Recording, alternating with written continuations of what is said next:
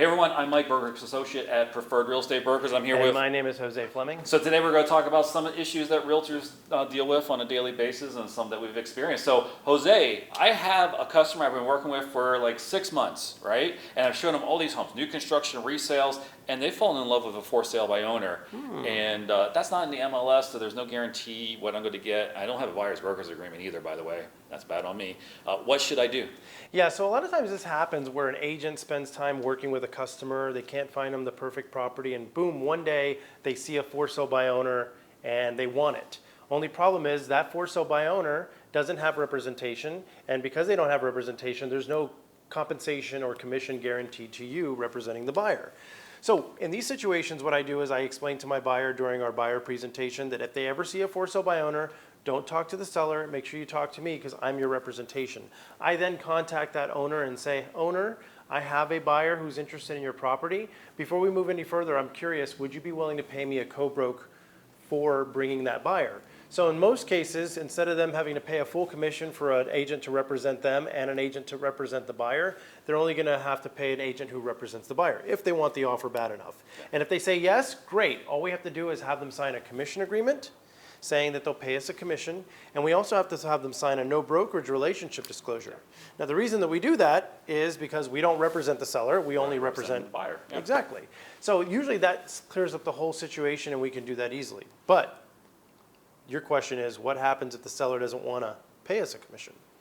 Yeah, so that would be another question. Also, when you call, to add to your point, when you call someone who's a for sale by owner, just realize that they're probably been called by 50 other realtors trying to get their home as a listing for themselves, and they don't actually have a bona fide buyer, but some of them may say they have a buyer. So when I call these specific, I've had this happen a couple of times, I call and I'll say, look, I actually have a buyer, I have no interest at all in listing your house. Yep. I have one specific buyer that likes your house and wants to buy it, and I want to talk to you about that. Because if not, they just think that you're a realtor trying to list their house. Exactly, and you know, they've been around the block a couple times. So sometimes what I do too is I'll say, if you would mind, I would like to send you my buyer's pre-approval letter to show you that I'm actually working with a real pre-approved buyer. And then they'll open up the lines of communication from there. And in that agreement, it's one for one specific buyer. So you have to actually put your buyer's name on the agreement that they sign, saying that that's who you're bringing.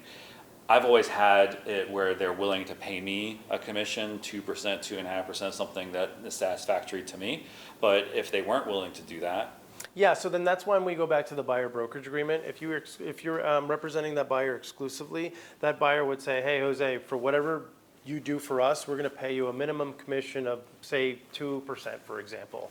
And then I'll do my work for them, and you know, they don't have to pay me that 2% if the seller's paying me 2%. But if that seller's paying 2.5%, great. They don't have to pay me the 2%, I get 2.5%. Yeah.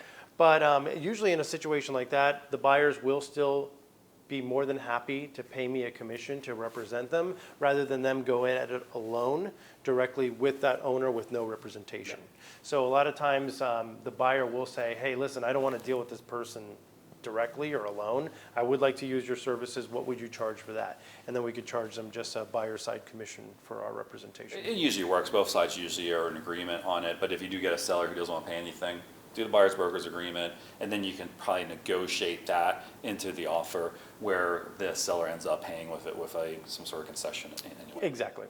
So there you have it. That's how you deal with a for sale by owner. Till next week. Take care. Bye-bye.